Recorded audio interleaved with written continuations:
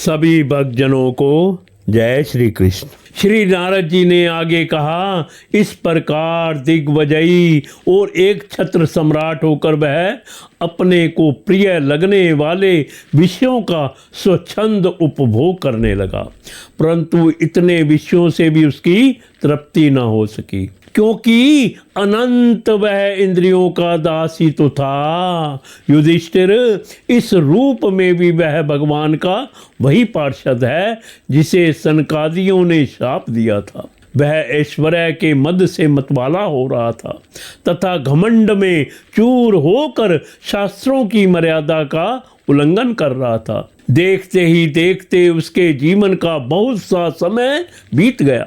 उसके कठोर शासन से जब लोक और लोकपाल घबरा गए, जब उन्हें और कहीं किसी का आश्रय ना मिला, तब उन्होंने भगवान की शरण ली। उन्होंने मन ही मन कहा, जहाँ सर्वात्मा जगदीश्वर श्री हरि निवास करते हैं और जिसे प्राप्त करके शांत एवं निर्मल सन्यासी महात्मा फिर लौटते नहीं, भगवान के उस परम धाम को हम नमस्कार करते हैं। इस भाव से अपनी इंद्रियों का संयम और मन को समाहित करके उन लोगों ने खाना पीना और सोना छोड़ दिया तथा निर्मल हृदय से भगवान की आराधना की। एक दिन उन्हें मेघ के समान गंभीर आकाशवाणी सुनाई पड़ी। उसकी ध्वनि से दिशाएं गूंज उठी।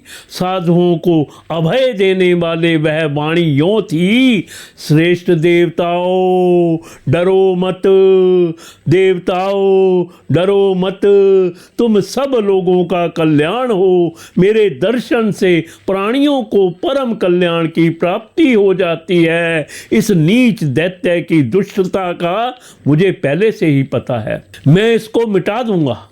अभी कुछ दिनों तक समय की प्रतीक्षा करो। कोई भी प्राणी जब देवता, वेद, गायें, ब्राह्मण, साधु, धर्म और मुझसे द्वेष करने लगता है, तब शीघ्र ही उसका विनाश हो जाता है।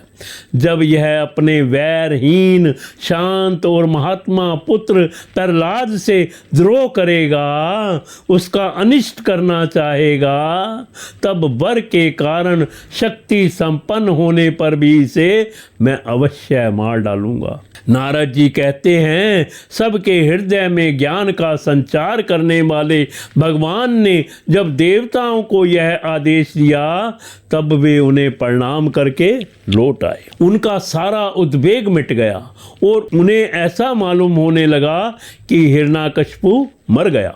युधिष्ठिर, दैत्य राज हिरण्यकशिपु के बड़े ही विलक्षण 4 पुत्र थे। उनमें प्रहलाद यूँ तो सबसे छोटे थे, परंतु गुणों में सबसे बड़े थे।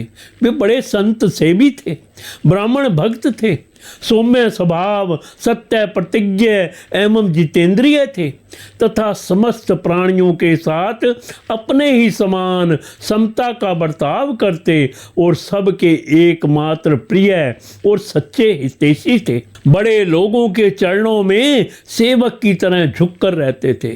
गरीबों पर पिता के समान स्नेह रखते थे। बराबरी वालों से भाई के समान प्रेम करते और गुरुजनों में भगवत भाव रखते थे। विद्या, धन, सौंदर्य और कुलीनता से संपन्न होने पर भी घमंड और हेकड़ी उन्हें छू तक नहीं गई थी। बड़े बड़े दुखों में भी वे तनिक भी घबराते ना थे। लोक परलोक के विषयों को उन्होंने देखा सुना तो बहुत था, परंतु वे उन्हें निंसार और असत्य समझते थे। इसलिए उनके मन में किसी भी वस्तु की लालसा ना थी।